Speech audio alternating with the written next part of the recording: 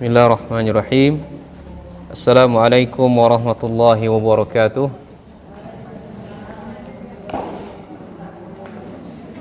Innal hamdalillahi nahmaduhu wa nasta'inuhu wa nastaghfiruh wa natubu ilaih wa na'udzu billahi min shururi anfusina wa min sayyiati a'malina. May yahdihillahu fala mudilla lahu wa may yudlil fala hadiya lahu. أشهد أن لا إله إلا الله وحده لا شريك له وأشهد أن محمدا عبده ورسوله فصلى الله سبحانه وتعالى أن يمن علينا بعلم نافع وعمل صالح وأن يفقهنا في الدين وافتلنا فتوح العارفين ويرزقنا الإخلاص في الأقوال والأعمال اللهم آمين. Akhwati fillah rahimani wa rahimakumullah. Para santri kami yang kami sayangi, kami cintai di jalan Allah Subhanahu wa taala. Alhamdulillah, dengan taufik Allah Subhanahu wa taala, siang kali ini kita kembali melanjutkan kajian seputar hadis-hadis tentang wanita. Dan alhamdulillah kita masuki hadis yang ke-54. Ini hadis yang berkaitan dengan wanita dan kematian. Wal mar'atu wal mautu wal qubur. Nah, itu dalam bahasa Arabnya seperti itu. Ya, wanita dan kematian dan alam kubur. Dan hadis yang dibawakan oleh penulis dalam kitab ini hadis 54 sampai hadis ke 59, ini berbicara tentang kematian dan seputar kubur, ya, seputar kubur.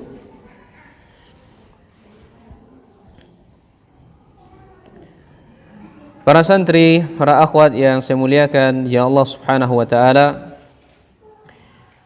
maka pelajarilah bahwasanya kematian itu pasti akan menghampiri setiap kita. Disebutkan oleh Allah Subhanahu wa taala di dalam Quran surah Al-Jumu'ah ayat 8. Disebutkan, "Qul innal mauta allazi tafirruna min fa innahu mulaqikum." Katakan wahai Muhammad, sesungguhnya kematian allazi tafiruna min, yang kalian lari darinya,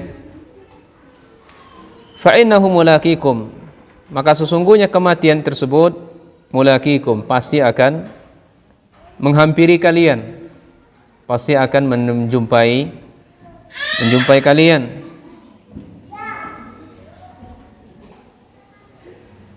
Summa turadduna ila alimil ghaibi wa syahadah. Kemudian kalian akan dikembalikan kepada Rabb kalian yang mengilmui masalah ghaib dan masalah syahadah, ini sesuatu yang nyata.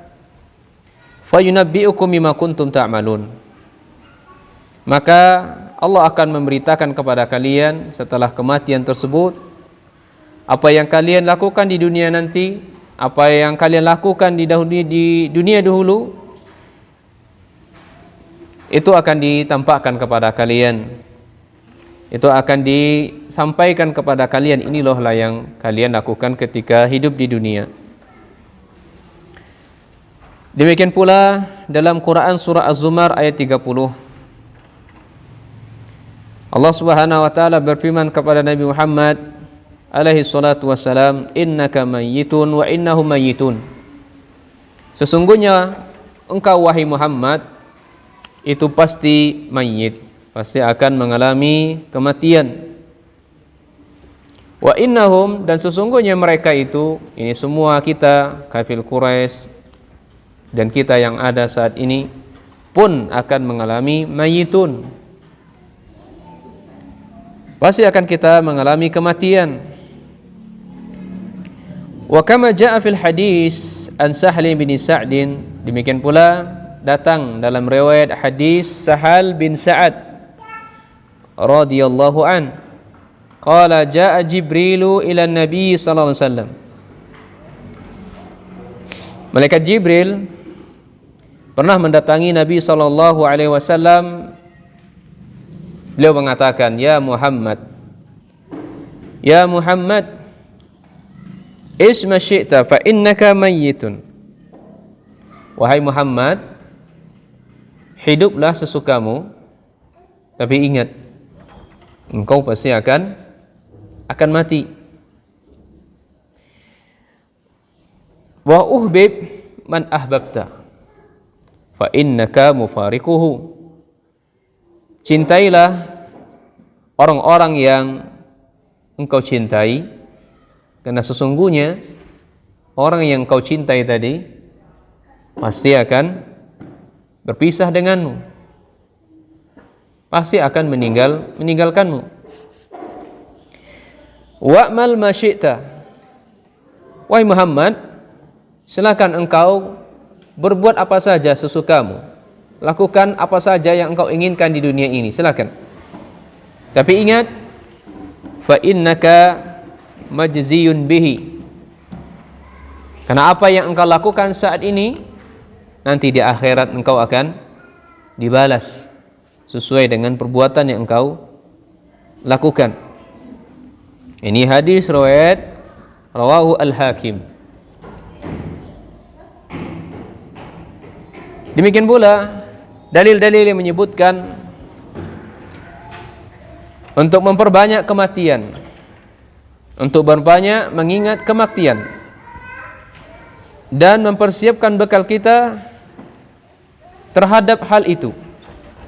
Ini dengan cara bil imani wal amali salihi. Naam. Jazakallahu khair.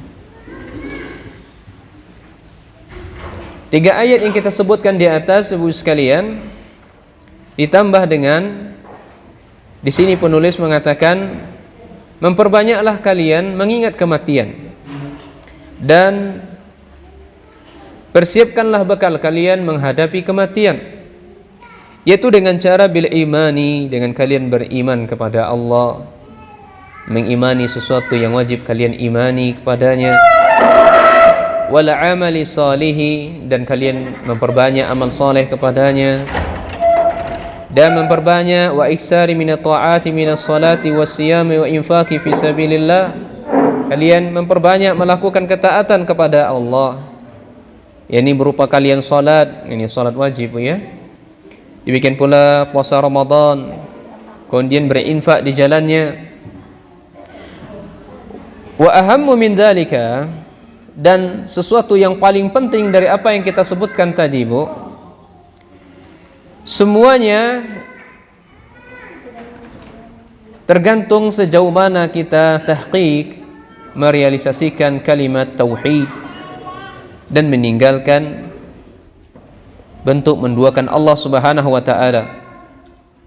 Kemudian mensucikan diri kita dari dosa-dosa, memperbanyak kita bertaubat kepada Allah, sebagaimana hadis dari sahabat Abu Hurairah radhiyallahu an, qala Rasulullah sallallahu alaihi wasallam, Nabi sallallahu alaihi wasallam bersabda, aksiru zikra hazimil lazzat, yakni al-maut. Wahai para sahabatku, wahai hamba Allah yang beriman kepadanya, memperbanyaklah kalian untuk mengingat penghancur kelezatan. Apa itu penghancur kelezatan? Yaitu kematian. Ini dalil yang keempat tentang dalil-dalil bahwasanya kematian itu pasti akan menghampiri di setiap kita. Dan banyak ayat-ayat yang lainnya, begitupun hadis-hadis yang lainnya. Dan tak lupa pula penulis di sini menyebutkan, mengingatkan kita ketika kita keluar dari dunia ini dan dimasukkan kita ke dalam kubur. Dan kita sendirian di dalam kubur itu, enggak ada yang menemani, Bu. Tidak ada sesuatu pun yang tersisa dari dunia ini kecuali yang akan kita bawa adalah diri kita yang berlapisan dengan kain kafan. Kemudian yang berikutnya adalah amal kita semasa kita hidup di dunia. Maka perhatikanlah Bapak Ibu sekalian, para santri yang saya muliakan ya Allah Subhanahu wa taala, beramallah. Beramal solehlah kita semuanya. Sebagaimana dalam hadis diriwayatkan oleh sahabat Anas bin Malik, Nabi sallallahu alaihi wasallam pernah bersabda, "Yatba'ul mayyit thalathun." Bu, kita kalau mati itu diikuti dengan 3 hal kata Nabi. Kita mati, meninggal, itu akan diikuti 3 hal. Fayarju isnan wa yabqa wahidun. Yang akan kembali itu 2 hal, dan yang tersisa hanya 1. Yatba'uhu ahluhu wa maluhu wa amaluhu. Yang akan mengikutinya, Bu, kita ini, saya dan siapapun di antara kita yang hadir atau mendengar saat ini, yang akan mengikuti kita, yang akan mengantarkan kita ke dalam kubur kita, itu pasti keluarga kita, anak istri kita, bapak kita kalau masih ada, ponakan kita, dan ya, karib kerabat kita pasti akan mengikuti kita, pasti akan mengantarkan kita. Begitu juga dengan guru-guru kita misalnya, tetangga kita misalnya, kawan-kawan kita, dan seterusnya. Wa maluhu, demikian pula harta kita juga akan mengantarkan kita. Harta yang kita tinggalkan, mobil mungkin ya, digunakan untuk mengantarkan kita, motor kita digunakan orang untuk mengantarkan kita. Ya, wa amaluhu, dan yang ketiga adalah amalnya. Amal kita, Bu. Farji'u ahluhu wa maluhu. Harta yang kita kumpulkan selama ini, Bu, kedudukan yang kita dapatkan selama ini, uang yang banyak kita kumpulkan selama ini, itu semuanya akan berpaling dari kita, akan pergi meninggalkan kita. Dia kembali atau direbutkan oleh pewarisnya. Wa yabqa amaluhu, dan yang akan tetap bersama kita selama-lamanya, Bu, itu adalah amalnya, amal kita sendiri.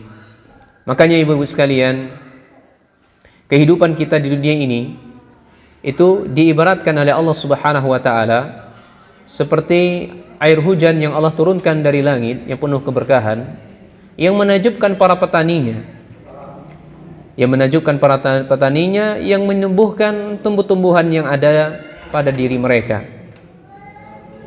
Bagaimana tanaman yang kita lihat, Bu? Kita kan kalau nanam padi itu, Bu, ya, atau nanam sayur, nanam cabai, kita berusaha untuk memilih bibit yang unggul pastinya. Setelah kita memilih bibit yang unggul, kita tanam atau kita semai dulu mungkin. Kemudian kita tanam, kita beri pupuk, kita siram. Ya, tumbuhlah benih yang sangat hijau, bagus, ya. Terus dia menjadi remaja, seterusnya sampailah dia berbuah. Ya, sampai dia berbuah, menghasilkan panen-panen yang berlimpah ruah, yang menakjubkan para pemiliknya. Ya, kemudian sebulan, 2 bulan, 3 bulan mulai sayurnya ya mengering atau menguning, mengering, akhirnya menjadi apa? Menjadi mati. Ya. Mestinya setiap kita yang berpendidikan atau tidak berpendidikan mestinya bisa memahami itu, Bu.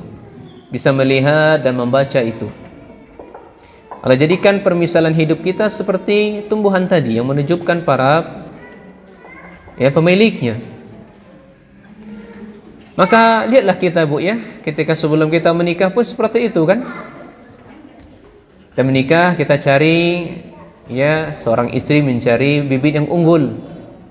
Ya, cari suami yang saleh. Cari yang saleh, yang baik, yang tidak kasar tutur katanya, tidak menampar pipinya misalnya atau wajahnya. Ya, intinya baiklah. Ya, baik luar dan dalam. Ya, begitu pula sang suami milih istri pun juga mencari bibit yang unggul. ya, yang taat kepada bapaknya, tidak pernah melawan bapaknya, udah ke bapaknya seperti itu. Ketika beralih baktinya kepada saya, maka pun seperti itu pula. Akhirnya dia menikah, hamil, kemudian diberi asupan gizi kandungannya, kemudian anaknya menjadi lahir yang subur, ya. Jadi berlipur mata ibunya, ditimang-timang gitu ya. Anakku sayang, ya, anak ayah, anak ibu, anak umi yang umi banggakan, anak soleh umi, soleha umi, dan seterusnya. Kita timang-timang, kita puji-puji, masya Allah. Memang dijadikan indah. Zuyyina linnasi hubbus syahawat wal nisa wal banin. Dijadikan indah di pelupuk mata manusia sesuatu yang berupa harta, anak-anak dan manusia atau istri-istri, ya. Nah, tumbuh berkembang anak kita ini menjadi orang dewasa, remaja, dewasa, akhirnya kita sekolahkan SD, SMP dan SMA dan seterusnya sampai dia mendapatkan, ya, gelar yang bertingkat-tingkat sampai profesor mungkin misalnya. Nah, orang-orang berbangga-bangga dengan itu. Ini loh, anak saya sudah sukses ini, sudah bekerja di sana, sudah menghasilkan gaji ini dan itu, bisa membeli tanah, bisa membuatkan rumah untuk saya. Nah, berbangga-bangga orang tuanya dengan pencapaian dari anaknya tadi, masya Allah. Maka permisalan seperti itu, Bu sekalian, ya, semestinya harus kita sadar diri. Makanya Allah mengatakan pada kita untuk membaca hal itu semuanya, jangan sampai kita tertipu. Jangan sampai kita tertipu dengannya, Bu. Kata Allah Subhanahu wa taala, "I'lamu", wahai hamba Allah, wahai para akhwat, wahai para bapak, wahai para santri yang saya muliakan, ya Allah Subhanahu wa taala, belajarlah kalian, bacalah oleh kalian kehidupan dunia ini. Kehidupan yang kalian tempati ini adalah sunda gurau, permainan. Ya, namanya permainan pasti ada endingnya, Bu. Ending yang apa yang kita siapkan?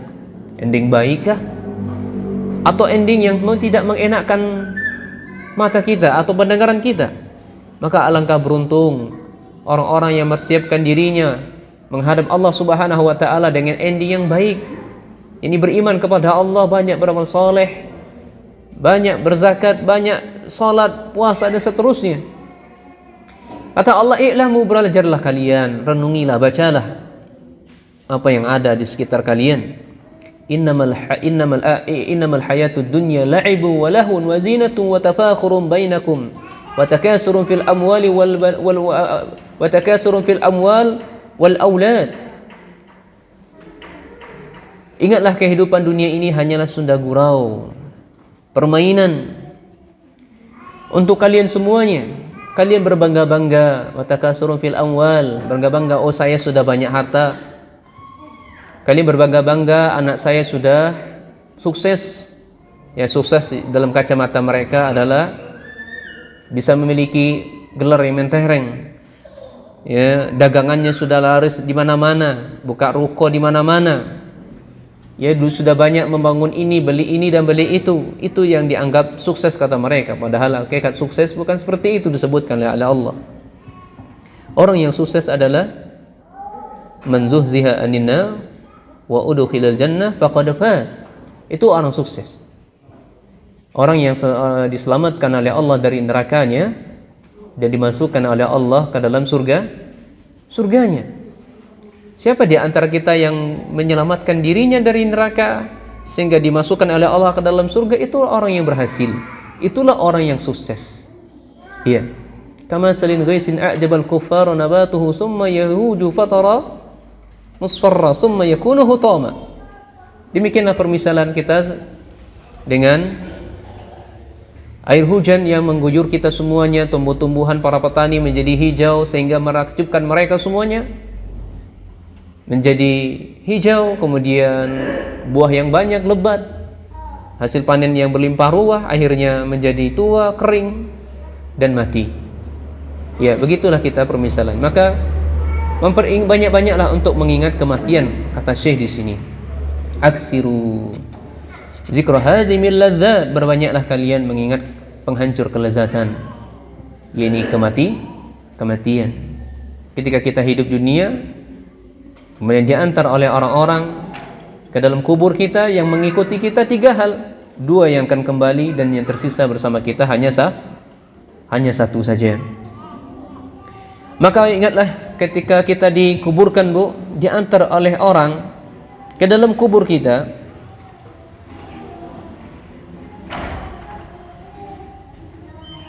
dan kita sendirian di situ.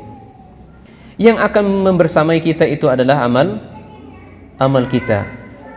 Itu sampai kapan, Bu? Sampai ila yaumil qiyamatil kubra. Sampai ditegakkannya hari kiamat yang kubra, hari kiamat yang besar. Dan kemudian dikeluarkanlah kita dalam kubur kita dalam keadaan tidak berbaju, dalam keadaan tidak memiliki sandal, dalam keadaan belum dikhitan, Bu. Kita ketika lahir nggak dikhitan, pun juga tidak baju, pun tidak memiliki sandal. Nanti ketika dibangkitkan oleh Allah di dalam kubur kita pun juga seperti itu, ya. Maka persiapkanlah untuk menghadap alam kubur ini, Bu, yang disebut dengan alam barzakh, dengan bikulli amali soleh, dengan amalan soleh, bertaubat kepada Allah dan menghadap kepada Allah Subhanahu wa taala. Ada sebuah dalil dahulu, Bu, sahabat Utsman bin Affan radhiyallahu an. Sahabat Utsman ini khalifah yang keberapa, Bu? Khalifah yang ketiga. Idza waqafa ala kabrin baka. Jadi sahabat Utsman ketika beliau melewati kubur, beliau berhenti dulu, Bu. Ini kebiasaan sahabat Utsman, ketika beliau melewati kuburan, beliau berhenti di situ. Ya. Dan beliau menangis. Tangisnya ini, Bu, sampai-sampai hatta yabulla lihiyatahu. Itu nangisnya gimana tuh, Bu? Sampai jenggot aja basah gitu, nah. Bukan nangis cician, Bu, ya. Sampai jenggot aja basah begitu. Jenggot siapa di sini? Jenggot Utsman. Ya, faqila lahu, maka orang yang melihat Utsman waktu itu berkata kepadanya, tuzkarul jannah wan nar. Apakah kamu diingatkan tentangnya surga dan neraka? Apakah kamu ingat surga dan neraka? Fala tabki, janganlah engkau menangis wahai. Ya. Janganlah engkau menangis wahai Umar. Wa tabki, kau Umar, Utsman. Wa tabki min hada. Ya. Apakah kamu menangis karena kuburan ini? Ya. Apakah kamu menangis karena kuburan ini? Maka beliau mengatakan, faqala inna Rasulullah sallallahu alaihi wasallam qala, sesungguhnya Rasul sallallahu alaihi wasallam pernah bersabda, kata beliau, innal qabara awwalu manzili min manazilil akhirah. Sesungguhnya kuburan itu, Bu, adalah tempat persinggahan pertama di akhirat nanti. Iya. Saya ulangi, kuburan itu adalah tempat persinggahan pertama di akhirat. Fa inna jaminhu. Siapa yang selamat di alam kubur itu, Bu? Kan di alam kubur itu kan datang malaikat ditanyakan 3 perkara tuh. Masya Allah. Allahumma inni as'aluka khairaha wa khaira ma jabaltaha alaih, wa a'udzubika min syarriha wa syarriha ma jabaltaha alaih.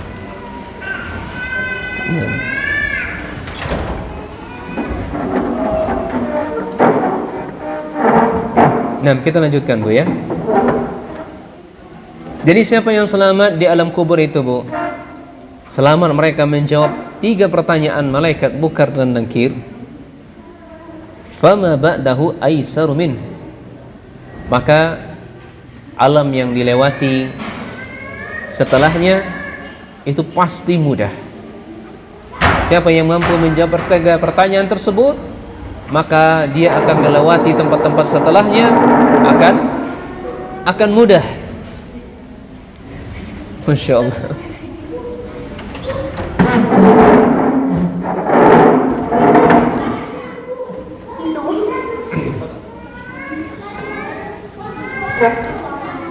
Wa illam yanjah, Wa in lam jah minhu fama ba'dahu asyaddu min.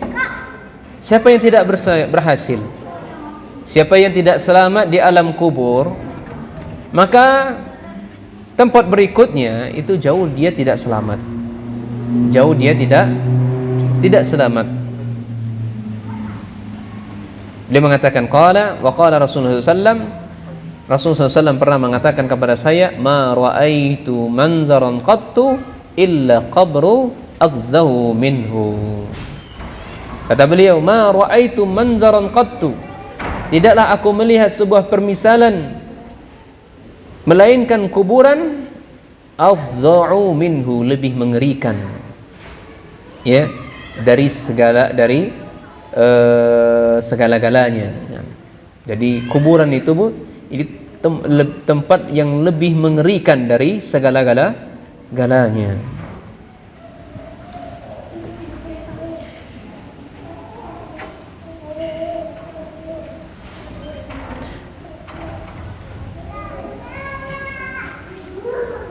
Kemudian Bapak Ibu sekalian, juga saya mengingatkan kita semuanya, ketika kita sudah memasuki malam, ini malam hari, dan berlalulah 2/3 malam sama kita, maka dalam keadaan seperti itu Bu, banyak-banyaklah kita melakukan sholat sunnah. Banyak-banyak kita untuk bertaubat. Banyak-banyak kita berzikir kepada Allah. Banyak-banyak kita mengingat hari hisab. Banyak-banyak kita mengingat jannah. Banyak-banyak kita mengingat neraka. Dan akhiri kehidupan kita ini menghadap Allah dengan penuh ketaatan. Dan jangan pernah mengakhiri hidup kita dengan maksiat. Ingat sebuah hadis yang dibawakan oleh Tufail bin Ubay bin Ka'ab an abihi, dari bapaknya. Bu ya, jadi kata saya di sini anjuran kita ketika sudah malam hari, sudah melewati malam atau 2/3 malam, banyak-banyak untuk mengingat kematian. Banyaklah melakukan salat, taubat, zikir. Banyak kita mengingat surga, banyak mengingat kita neraka. Akhiri hidup kita dengan ketaatan kepada Allah. Jangan pernah mati dalam keadaan maksiat kepada Allah. Hadisnya, kana Rasulullah SAW idza dhahaba thuluthul lail, ya, idza dhahaba thulutsal laili qama. Adalah Rasul sallallahu alaihi wasallam apabila telah berlalu 2/3 malam, qama, akhirnya beliau bangun. Qala, beliau mengingatkan para sahabat, ya ayuhan nas, wahai manusia, uzkurullah, wahai manusia, ingatlah kalian kepada Allah. Ja'at rajifatu tatba'uha rajifah. Tiupan yang pertama pasti akan datang, kemudian akan diikuti dengan tiupan kedua. Ja'at al-maut bima fihi, datanglah kematian kepadamu beserta kengeriannya. Ja'at al-maut bima fihi, akan datang kematian kepadamu beserta kengeriannya. Ini seruan Rasul 2/3 malam Bu, kepada para sahabat. Orang-orang lagi sedang enak-enaknya tidur. Rasul memberikan peringatan kepada manusia untuk mereka bangun malam. Banyak-banyaklah mengingat Allah. Ingat ketika hari kiamat nanti, tiupan satu akan diikuti tiupan yang kedua, dan datang kematian dengan kengeriannya. Qala Ubay mengatakan, qultu ya Rasulullah, wahai Rasulullah, inni uksiru salata alaika. Ya Rasul, sesungguhnya saya memperbanyak salawat kepadamu. Fakam aj'alu laka min salati, berapa banyak mestinya saya bersalawat kepadamu. Kata Nabi SAW, faqala ma syi'ta, ya terserah kamu, ya seberapa kamu mau salawat kepada saya. Qala qultu ar-rubu', Bagaimana rubu' seperempatnya Rasul? Rasul menjawab, ma syi'tu. Silahkan, itu bebas, terserah kamu. Fa in kemudian diberikan catatan oleh Rasul, fa in zitta fa huwa khairun laka. Ketika engkau menambahkan salawatmu, itu jauh lebih baik untukmu. Jauh lebih baik untukmu. Qultu, kata Ubay, bagaimana an-nisbah ya Rasul? Setengahnya gimana? Kata Rasulullah SAW, ma syi'ta, itu terserah ente, terserah antum, terserah kamu. Fa in zitta fa huwa khairun laka. Kalau engkau menambahkannya lebih dari setengah, itu jauh lebih baik. Qala qultu fasulusain. Kalau 2/3 gimana Rasul? Ya bebas, susu kamu. Tapi kalau fa in zitta fa huwa khairun laka, jika engkau menambahkannya lebih dari itu, jauh lebih baik. Qultu, aku mengatakan, aja'alu laka salati kullaha ya Rasul, saya akan jadikan salawatku untukmu semuanya. Kata Nabi sallam, idza tukfa hammaka, apabila keinginanmu, apabila dicukupi keinginanmu dengan hal itu, yughfaru laka dzambuka, maka dosa-dosamu akan diampuni oleh Allah Subhanahu wa taala. Rawahu Tirmizi. Masyaallah, Bu ya. Jadi hadis ini, Bu, dengan kita banyak-banyak bersalawat saja di pertengahan malam atau di akhir malam itu menyebabkan dosa-dosa kita diampuni, Bu. Selawat saja, Bu. Bagaimana kita berdoa kepada Allah, bagaimana kalau kita sholat kepadanya, merengek-rengek kepadanya, merentikan air mata kepadanya, ya. Maka Allah itu, Bu, ya, kalau kita meminta kepadanya sangat suka, Bu. Tapi ketika kita tidak meminta kepadanya, Allah itu marah. Maka banyak-banyaklah minta ampun, banyak-banyaklah kita mengingat kematian, banyak-banyak sholat dan amal soleh menghadap Allah Subhanahu wa taala kepadanya. Kemudian saya juga mengingatkan dalam hal ini, ketika kita, Bu, melihat jenazah yang dibawa oleh orang-orang ke tempat dimakamkannya, apa yang mesti kita hadirkan dalam diri kita saat itu, Bu? Kita kan sering menghadapi kematian, Bu, ya, tetangga dan seterusnya. Kita melihat jenazah itu, Bu, yang dibawa, yang digotong di bahu-bahu manusia, apa yang terpintas di benak kita waktu itu, Bu? Apa yang bergumam dalam hati kita? Ya, maka ingatlah sebuah hadis, Bu, ya. Ingatlah sebuah hadis yang menggambarkan orang soleh meninggal dengan orang yang tidak soleh meninggal. Orang-orang soleh meninggal, Bu, dia akan dibawa di keranjang-keranjang itu yang terbuka itu, sunnahnya memang dibuka, bukan ditutup. Dia akan mengatakan kepada Allah, qaddimuni ya Allah, segerakan ya Allah, asri'u segerakan ya Allah. Segerakan apa? Disegerakannya hari kiamat, karena dia dapat mubasyiran anillah min wasailil malaikah, dia dapat kabar gembira dari Allah, dari wasilah-wasilah malaikatnya. Dia mendapatkan surga atau nikmat-nikmat surga. Makanya orang-orang soleh yang meninggal itu minta disegerakan hari kiamat ditegakkan. Tapi tidak demikian, Bu, bagi orang-orang yang tidak soleh. Ya, orang-orang soleh ketika digotong itu, Bu, ketika digotong dia mengatakan apa? Ya wailaha ila aina hadha aqama qala, ya.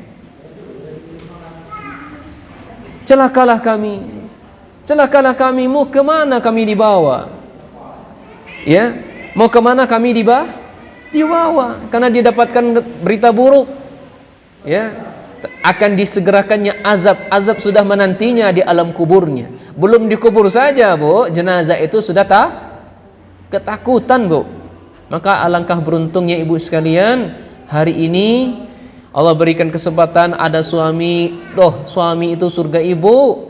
Tolonglah kalau sama suami itu jangan pernah membantah, Bu, ya. Diskusi boleh, Bu, tapi jangan pernah membantah. Jangan pernah menolak ajakan suami. Apa yang diminta oleh suami segera lakukan. Tidak ada pilihan, tidak ada tawar-menawar, Bu. Karena surga itu ada di hadapan ibu saat ini.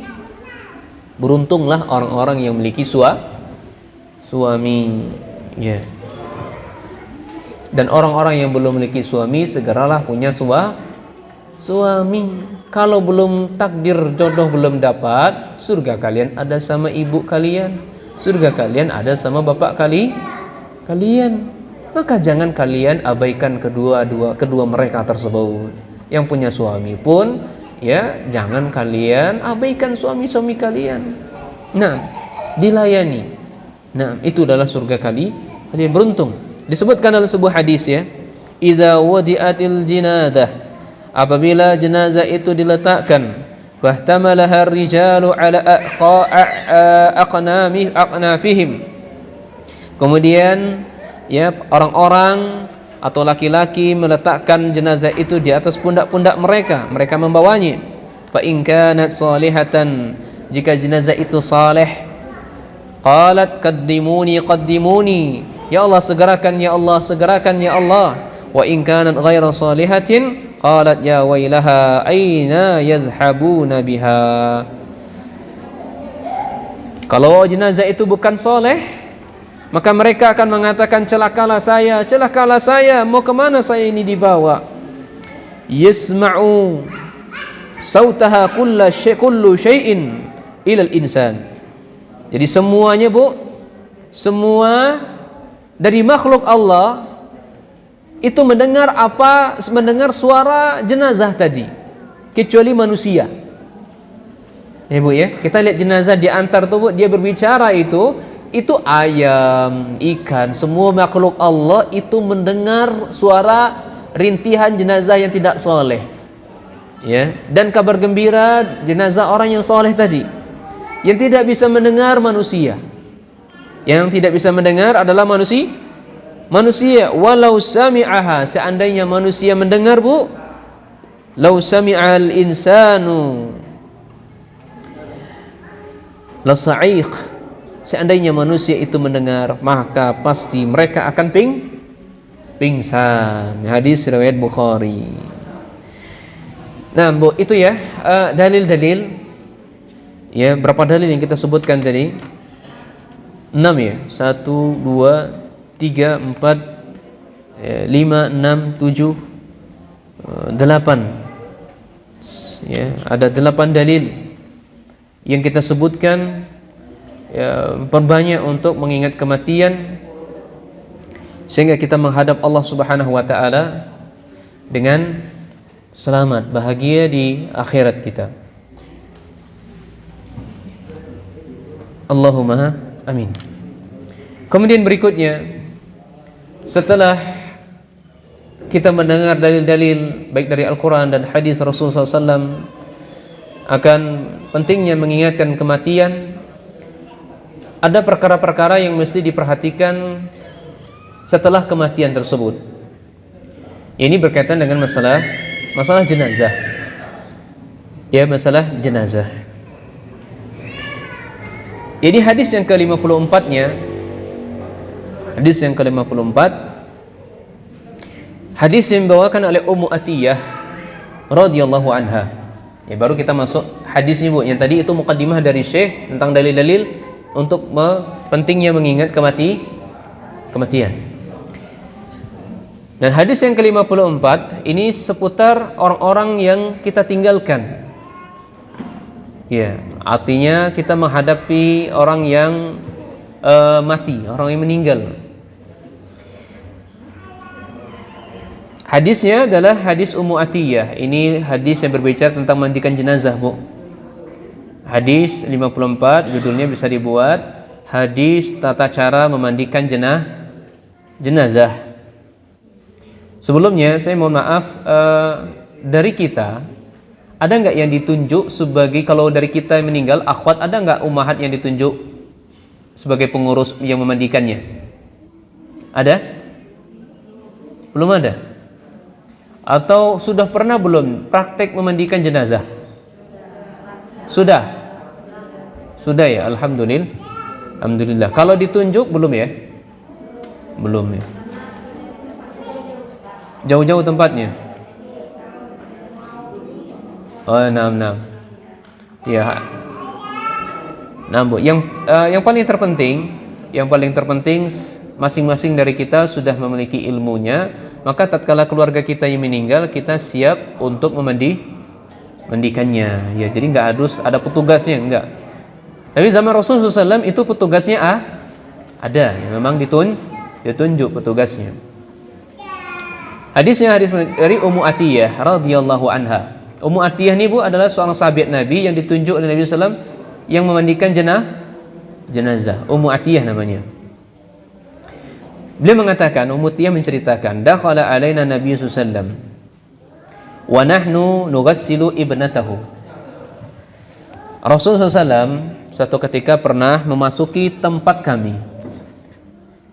Rasul waktu itu pernah memasuki tempat kami. Wa nahnu nughassilu ibnatahu, dan waktu itu kami sedang memandikan putri beliau.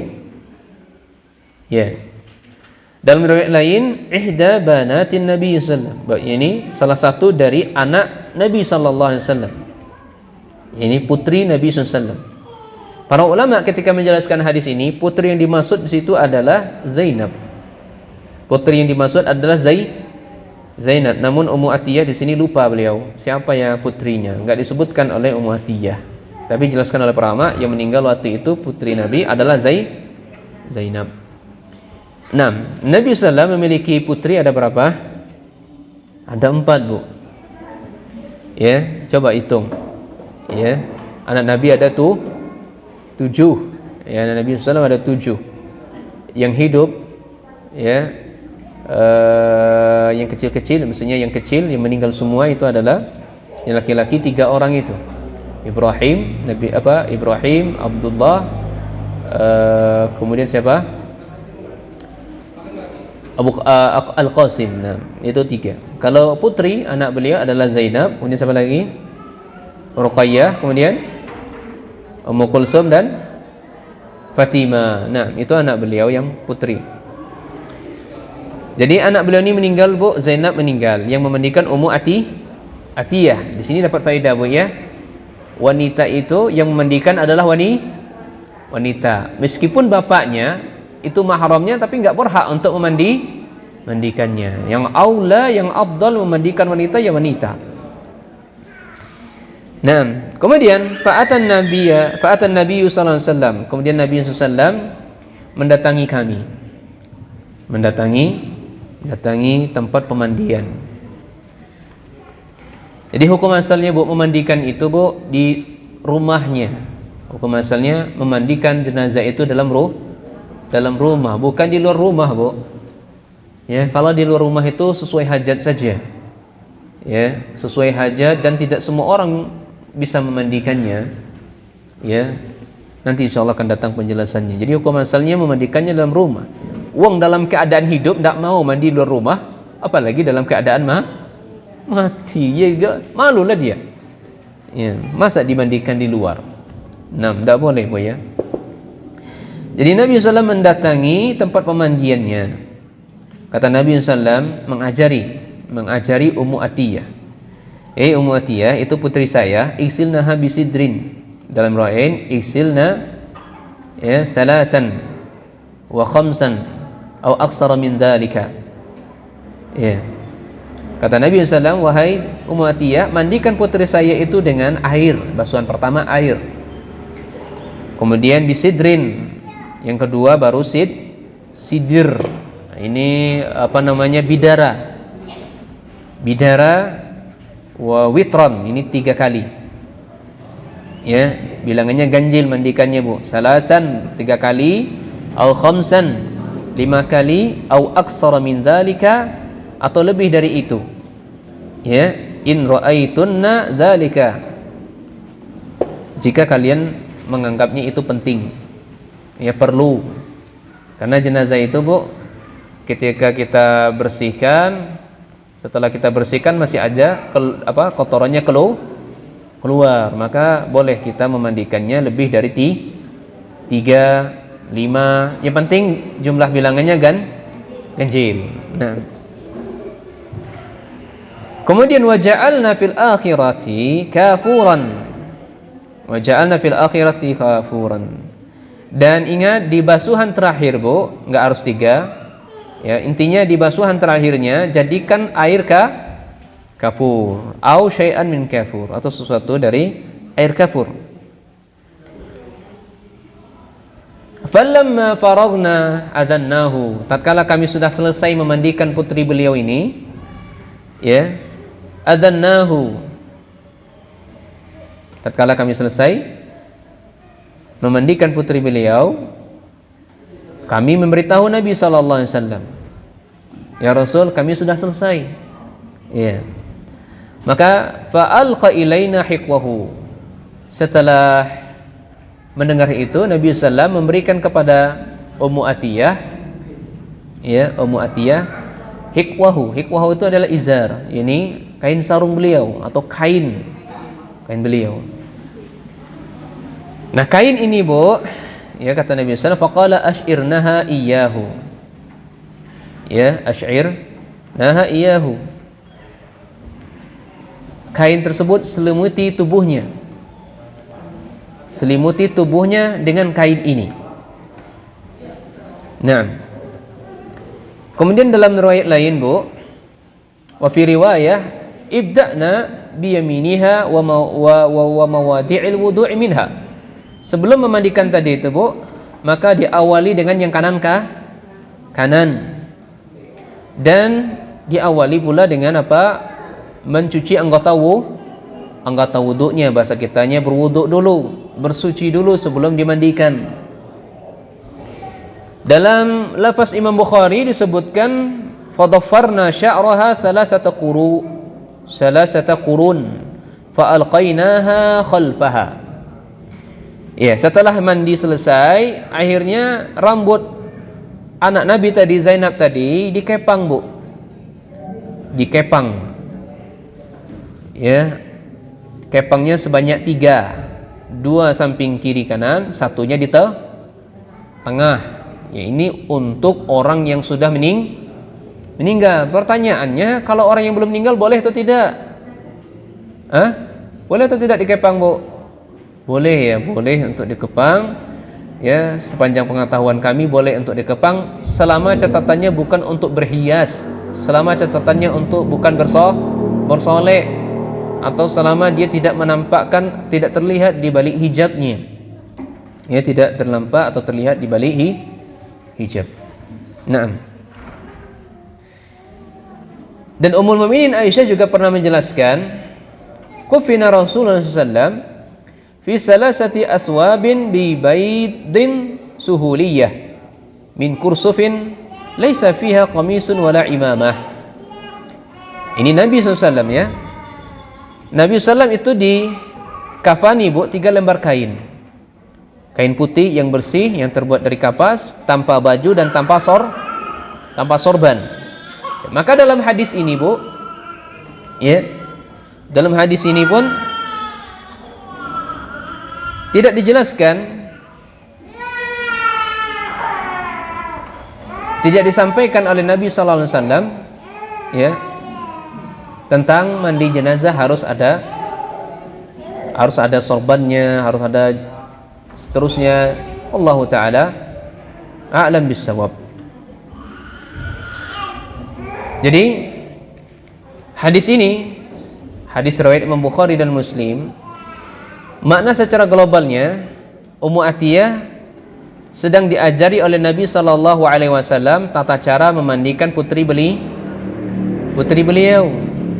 Ini Zainab. Iya. Dan Nabi sallallahu alaihi wasallam memerintahkan Ummu Atiyah memandikannya sebanyak 3 kali, 5 kali atau lebih dari itu, ya, sebatas kalian butuhkan. Maka lebih dari itu selama ganjil maka tidak masalah. Dan basuhan pertama itu adalah dengan air, dan yang kedua sidr, ya, dengan sidr. Kalau sidr tidak ada maka tidak masalah. dengan sabun, dengan sabun atau yang semisal dengannya. Ya. Kemudian setelah selesai mandikan, berikan kepada jenazah tadi kain penutup. Dan kain penutup itu nanti Bu diletakkan di bagian atas, bagian bawahnya. Ya, letakkan di bagian bawah sebelum dia dikafani. Nah,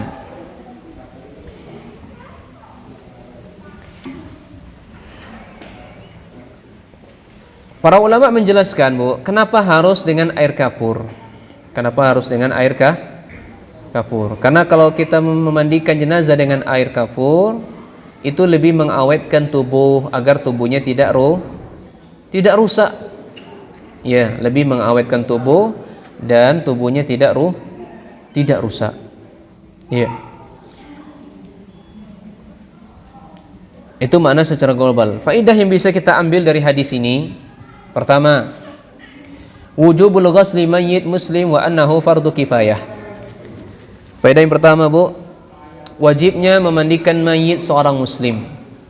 Dan hukum wajibnya itu adalah fardu kifayah, enggak semua orang Bu. Jadi dijelaskan oleh para ulama, ya baik di mazhab Syafi'iyah, cukup memandikan jenazah itu ya 2 atau 3 orang saja.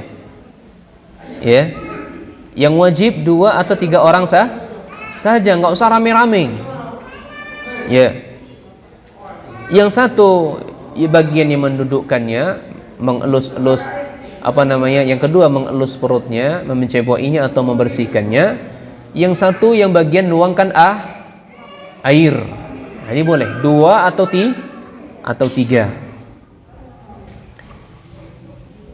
Jadi tidak semua orang Bu. Yang kedua, dalam hadis yang kita sebutkan tadi, anal mar'ata la yughassiluha ila nisa war rajulu la yughassiluhu ila rijal illa ma istasni minal mar'ah ma'a zawjiha wal ammati ma'a sayyidiha falikulli minhuma ghaslu sahibihi. Ya. Wanita itu tidak dimandikan kecuali wanita juga. Demikian pula laki-laki tidaklah dimandikan oleh laki-laki. Bahasa kitanya ya, memandikan wanita ya wanita, memandikan laki-laki ya laki-laki. Kecuali yang dikecualikan oleh wanita dan laki-laki. Siapa seperti itu? Siapa dia? Ya ini antara suami istri. Ibu kalau lakinya meninggal, ibu sendiri mandikan, boleh? Boleh. Ya, dan juga kalau istrinya meninggal, suami ibu yang mandikan. Nah, demikian pula budak Bu. Budak itu boleh dimandikan tuannya, dan tuan boleh dimandikan oleh budaknya. Nah, karena masing-masing dari mereka boleh memandikan pasangannya. Ini yang dikecualikan. Yang membantu siapa di situ? Yang bantu ya tetap laki-laki kalau jenazahnya laki-laki. Yang perempuan tetap perempuan yang membantunya.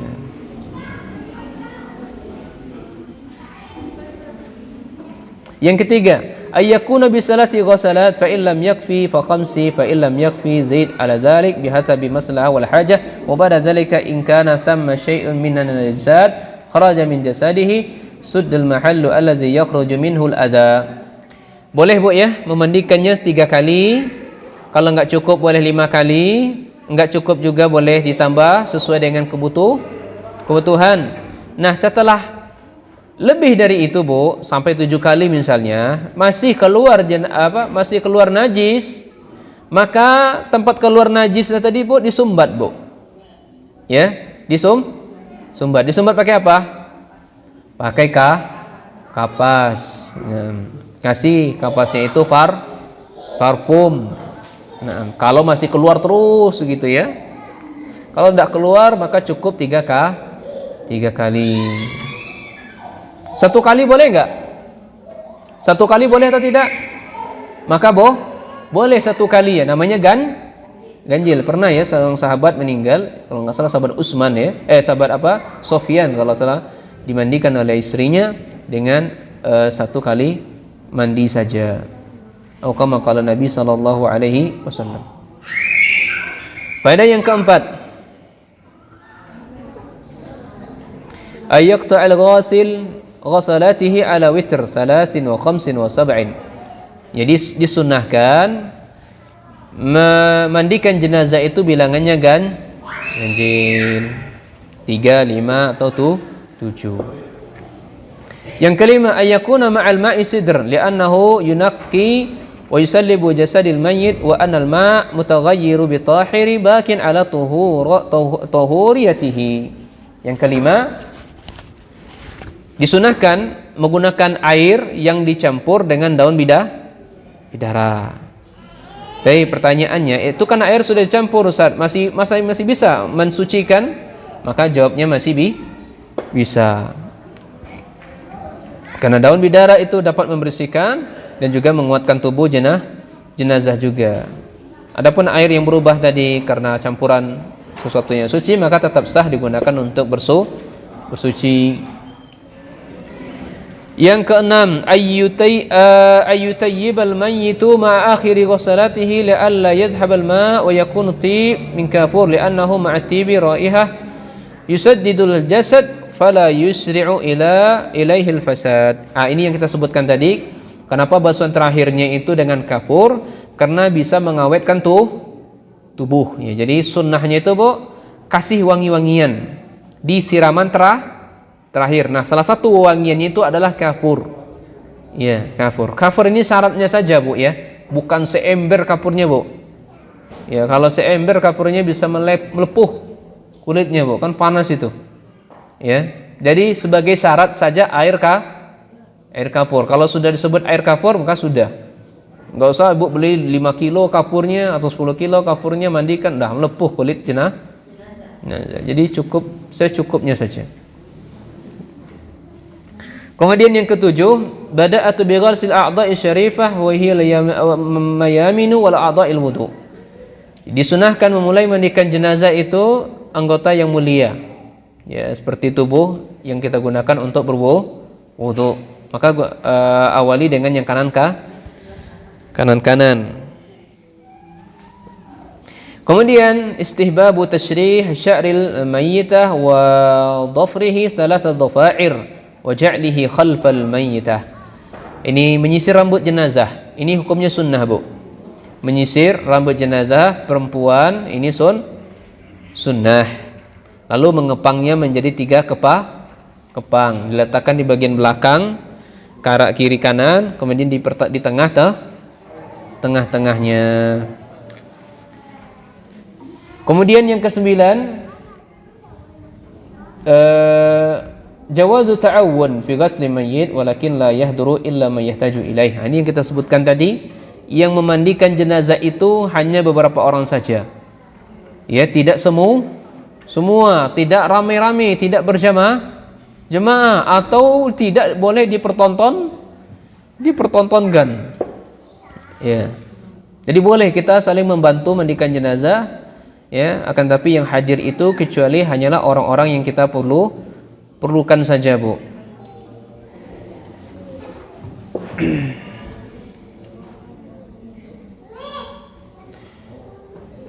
Tapi ini demikian faedah-faedah yang bisa kita sebutkan.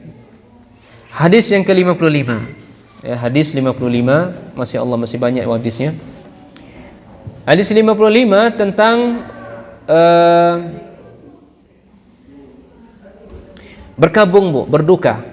Ya, hadis ke-55 ketika meninggalkan berduka itu. Nah, berapa waktu yang diberikan oleh syariat kita boleh berduka, berkabung? Kesimpulannya, Kesimpulannya, kalau yang meninggal itu selain suami, batasannya 3 hari boleh, berduka. Ya. Kalau suami yang meninggal, suami ibu meninggal, maka batasannya berapa? 4 bulan 10 hari, Masya Allah. Ya. Itu 4 bulan 10 hari. Ini masa iddah disebut ini seperti ini. Hadisnya adalah la tuhiddu imra'atu, atau dalam riwayat lain la yahillu, tidak halal bagi seorang wanita tu'minuna billah, mereka beriman kepada Allah dan beriman kepada akhirnya, mereka berkabung antuhidda faqa salasin illa ala zaujin, mereka berkabung ya lebih dari 3 hari kecuali terhadap suaminya. Maka tatkala berkabung itu Bu, ada larangan dari Rasulullah SAW. Apa larangannya? Larangannya itu wala talbas sauban masbughan. Enggak boleh ibu memakai pakaian yang mahal-mahal, itu enggak boleh Bu. Ya, enggak boleh berhias intinya. Ya, enggak boleh ibu mempercantik diri. Ya, pakai perhiasan, pakai wangi-wangian, pakai lipstik, ya, bibirnya dicoret-coret gitu ya. Bukan coret-coret Ustaz. Lipstik bahasa kerennya ya. Enggak boleh Bu ya. Atau di bawah pelupuk matanya dikasih hitam-hitam, bahasa apanya celak gitu kan. Ya, hitam-hitam, matanya dicoretnya juga. Atau alisnya dicoret-coret juga, jangan. Ya. Jadi jangan pakai baju seperti itu, berhias atau bersolek, jangan Bu. Kecuali pakaian yang asbin, pakaian yang biasa saja, yang bergaris-baris itu enggak masalah. Nah, itu hadis yang ke-55. Faedah yang bisa kita ambil dari hadis ini Bu, yang pertama, atau sebelum faedah, apa maksud berkabung itu, apa maksudnya Bu? Ihdad ini adalah tarkuz zinah min tibi wal kuhli wal hulli wasiyabil jamil ala al-mar'ati mutawaffa anha zawjuha aw qaribuha fala tasta'milu syai'an min dhalik. Ya, itu namanya artinya berkabung. Kita meninggalkan segala bentuk perhiasan seperti wewangian, celak, perhiasan, pakaian-pakaian yang indah. Ini enggak boleh. Ini berlaku bagi wanita yang suaminya atau kerabatnya meninggal. Jadi dia enggak boleh menggunakan hal-hal itu. Kewajiban dia berkabung hanya berlaku untuk suaminya. Sedangkan jika meninggal itu selain suami, maka ia boleh bergabung selama 3 hari ya, jika ia menghendaki. Nah, faedahnya sekarang. Faedah yang pertama, nahyu anil ihdad al-mar'ati ala mayyit faqa salasin ghaira zawjiha. Larangan dari Nabi sallallahu alaihi wasallam tidak boleh berduka atas kematian seseorang lebih dari 3 hari. Kecuali untuk suami. Bu ya. Suami kalau ibu mati masa iddahnya enggak ada Bu. Berkabungnya enggak ada. Hari ini ibu meninggal, siang dia boleh nikah Bu. Kalau suami ibu yang meninggal, besok nggak boleh nikah Bu. Ya, sebulan lagi Bu nggak boleh menikah sampai melewati masa iddah. Ya, jadi lama Bu ya. 4 bulan 10 hari itu jangan cantik-cantik dulu Bu. Jangan cantik-cantik dulu. Ini bahasa anak kami ya, cantik-cantik. Ini menikah maksudnya. Ya. Jadi lebih dari 4 bulan 10 hari silakan. Mau ibu menikah boleh. Ya. Ya, janji kami sama suami kami saat ya sehidup semati ya gitu ya. Sehidup semati. Maksudnya kalau suaminya mati udah nyari yang lain. Nah. Kemudian yang kedua adalah ibahatu salasi fawqa duna tafrijan anin nafsi. Ya, jadi berkabung selama 3 hari itu dibolehkan. Atau kurang ya, itu jauh lebih baik. Sebagai bentuk apa guna berkabung itu? Itu adalah bentuk perlipur lara dan penghormatan kepada orang yang meninggal ya, atau kerabat yang meninggal maksudnya.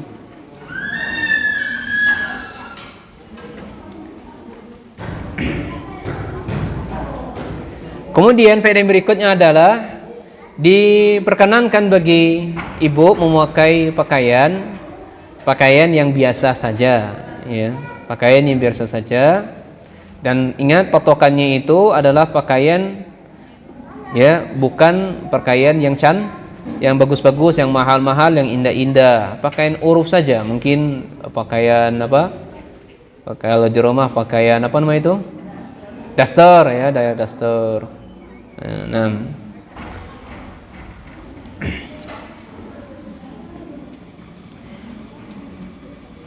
Kemudian yubahu an tad'a fi farjiha ba'da tuhri.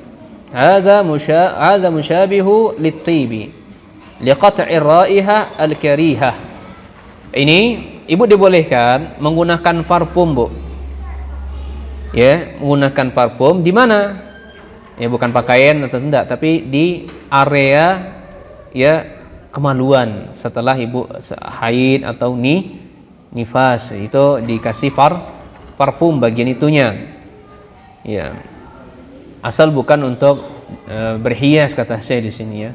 Jadi boleh ya setelah dia suci dari haidnya maka dia boleh memberi parfum wangi-wangian di tempat tersebut. Mohon maaf. Kemudian yang ketujuh, jawazu lubsi ma laisa bimasbughin fa hiya siyabul bait. Boleh menggunakan pakaian yang tidak mewah. Nah. Kemudian hadis ke-56. Sebentar lagi asar bukan nih? Hadis yang ke-56, Bu, adalah hadis larangan tidak boleh kita apa namanya ya? Saya baca dulu hadisnya. Terserah bahasa di sini apa nih? Laisa minna man latama al-khudud wa syaqal juyub wa da'a bid'awil jahiliyah. Nabi mengancam dalam hadis ini tidak termasuk pengikut kami, tidak termasuk golongan kami. Ketika orang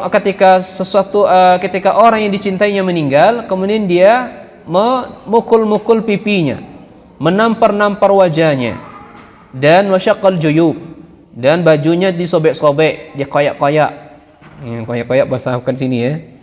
Atau dengan wada'a bid'awati jahiliyah, atau dia teriak-teriak dengan seruan jahiliyah. Oh, kenapa kok dia yang mati? Aturannya saya, kenapa enggak saya saja yang mati? Oh, kenapa kok anakku cepat sekali matinya pada dia orang baik? Aturannya saya dulu. Enggak, ini enggak boleh seperti ini.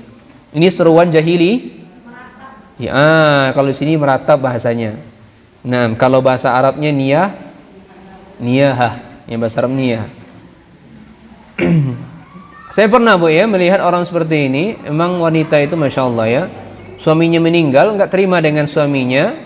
Akhirnya dia guling-guling di atas makam. Ya, guling-guling sampai dia masuk ke liang lahap tuh, guling-guling di situ. Nggak terima dengan kematian suami. Nauzubillah min zalik. Jangan sampai seperti itu.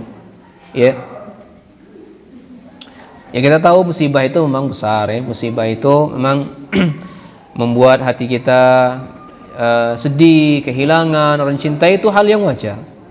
Namun setiap musibah, betapapun besarnya, Bu, ya, pasti memiliki pahala. Ya, pahala sabar itu tanpa batas. Wa ajruhum bighairihi hisab. Pahala mereka itu tanpa batas. Ya, demikian pula ketika sesuatu yang kita cintai, orang yang kita cintai mati, anak, istri kita, suami kita, sesuatu yang kita cintai, sedih itu wajar, tapi jangan berlebihan sampai meratap. Ini tidak diperkenankan, Bu sekalian ya. Nah, Rasulullah SAW wa hadzara an ba'dil af'ali ahli jahiliyah. Maka Nabi SAW melarang perbuatan seperti ini. Perbuatan seperti ini adalah perbuatan orang jahiliyah, ya, jahiliyah. Atau menendang-nendang, atau sebagian di tempat ada yang tidak terima memukul piring, menghancurkan piring, menghancurkan gelas, merusak handphone segala macamnya, komputer segala macamnya. Ini termasuk niyah, termasuk meratap. Ini tidak diperkenankan. Yang disyariatkan ketika kita ditimpa musibah apa? Inna lillahi wa inna ilaihi raji'un. Qadallahu wa masya syafa'an. Ya. Ini mestinya harus diucapkan. Kita tuh pasti akan diuji, Bu. Ulana bughanakum bi syai'in min al-khawfi wal ju' wa naqsin min al-amwali wal anfus was-samarat wa basyiris sabirin alladzina idza asabatuhum musibah qalu inna lillahi wa inna ilaihi raji'un. Kita itu pasti akan diuji oleh Allah dengan rasa takut, kelaparan, kita kekurangan harta, ya, habis sehari, dapat sehari, habis sehari, biasa, ya. Kita diuji dengan buah-buahan dan seterusnya. Maka kata Allah Subhanahu wa taala, sampaikan kabar gembira untuk mereka. Bagi orang-orang yang bersabar, maka akan diberikan pahalanya tanpa basas. Nah, ini faedahnya masih banyak Bu ya. Ini waktu yang asar sudah masuk belum nih? Belum. 10 menit lagi. Baik. Faedah yang bisa kita ambil dari hadis Bu, ancaman keras dari Nabi SAW bahwasanya amalan yang kita lakukan tadi, tiga atau empat yang kita sebutkan tadi, itu masuk dari min kaba'iriz dzunub, termasuk dosa dosa besar Bu. Ya, nampar-nampar pipi, ngoyak-ngoyak baju, kemudian teriak-teriak ketika musibah menimpa, itu termasuk dosa besar. Ya. Yang kedua, wajib kita bersabar tatkala musibah. Ya, dan kita tidak mengerutu atau berkeluh kesah terhadap takdir Allah Subhanahu wa taala. Enggak boleh kita nangis histeris. Tahu Bu ya nangis histeris ya? Ya nangis kayak kejang-kejang nangisnya gitu kan.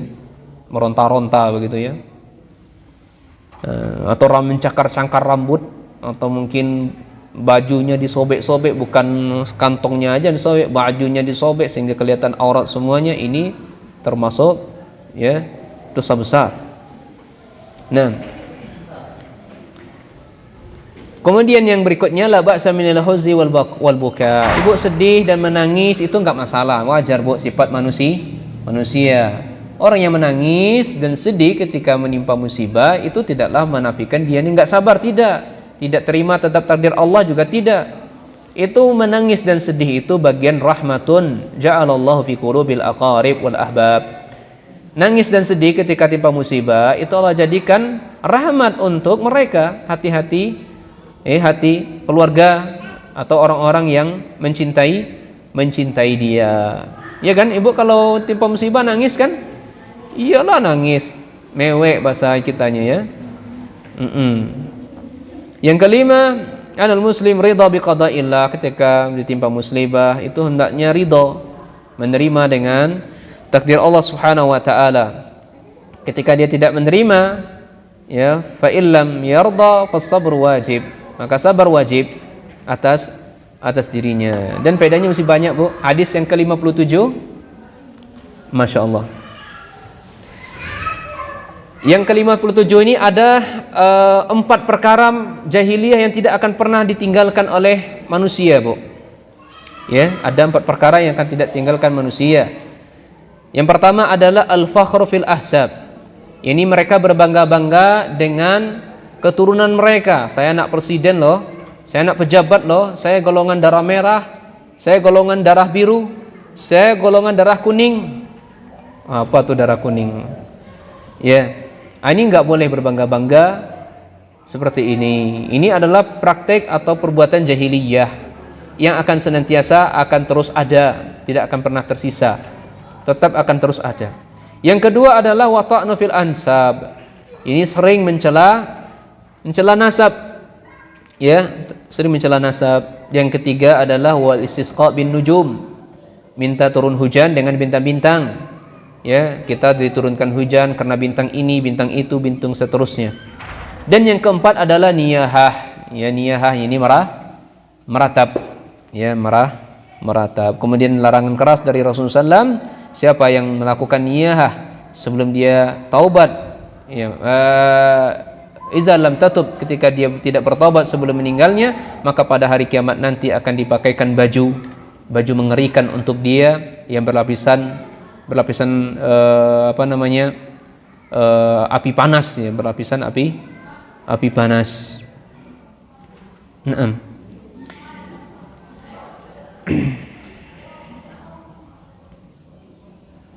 Kemudian kita langsung hadis berikutnya, hadis 58. Ya. Hadis 58 dari Ummu Salamah, dari istri Nabi sallallahu alaihi wasallam. Istri Nabi itu ada berapa, Bu? Ada 11 ya. Dan setelah istri beliau meninggal, Khadijah, ya, yang bersama beliau sampai beliau menjelang meninggal itu ada 9.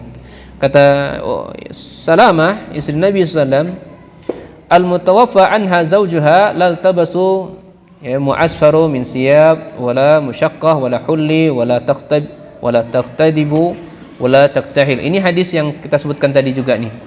Hadis yang pertama tadi Bu, ketika suaminya meninggal, kita nggak boleh memakai pakaian-pakaian apa? Pakaian mahal. Ya, nggak boleh berhias, nggak boleh pakai emas, cincin, kalung dan seterusnya. Nggak boleh pakai celak Bu ya. Nah, faedahnya banyak. Dan yang hadis berikutnya Ibu adalah hadis terakhir ya, hadis terakhir. Kata Nabi SAW, la'ana Rasulullah SAW zairatil kubur wal mutakhidina 'alaiha masajid wa syuruh. Nabi SAW melaknat, artinya dosa besar di sini. Ya, laknat itu kalau ada laknat dari Allah dan Rasulnya itu adalah pasti dosa besar. Yang pertama adalah wanita yang menziarahi kubur. Ya, wanita yang menziarahi kubur. Yang kedua adalah mutakhidina 'alaiha masajid. Mereka menjadikan kuburan sebagai masjid. Dan wasyuruh ini adalah kuburannya itu dibikin rumah kemudian dibuat lampu. Banyak Bu ya? Ya, kuburan dibikin mewah-mewah, dipasang lampu di situ. Ini memubazirkan harta, larangan ini. Jadi menziarahi kubur bagi wanita dijelaskan oleh ya, kesimpulannya dari Syekh Ibn Baz rahimahullahu taala. Kata Syekh Ibn Baz rahimahullah, ikhtalafa ulama fi ziyaratil nisa lil kubur ba'dama ajma'u ala sunniyatiha al-rijal. Jadi para ulama itu silang pendapat mengenai hukum ziarah kubur terhadap wanita. Hukum asalnya menziarahi kubur itu disunahkan untuk laki-laki. Maka pada awal-awal Islam, fi awalil Islam, khasyah al-fitnah bil kubur. Lianna jahiliyah kanat tu'azzim kubur. Ya, kenapa di awal-awal Islam dilarang untuk menziarahi kubur? Khawatir akan timbulnya fitnah kubur. Karena orang jahiliyah dahulu Bu, mereka mengagungkan kubur. Maka oleh sebab itu mereka menyembah orang-orang yang dikuburkan. Ya. Selain mereka menyembah Allah, maka Nabi SAW melarang mereka mengunjungi kuburan demi menjaga tauhid. Kata Nabi SAW, kuntu nahaitukum an ziyaratil kubur. Dulu saya pernah melarang kalian untuk menziarahi kubur. Fazuruha, sekarang fazuruha, sekarang ziarahilah kubur. Fa innaha tuzakkirukumul akhirah, karena dengan kalian sering menziarahi kubur itu akan lebih mengingatkan akhirat. Dalam riwayat lain, tuzakkirukumul maut, itu akan mengingatkan kalian kepada kematian.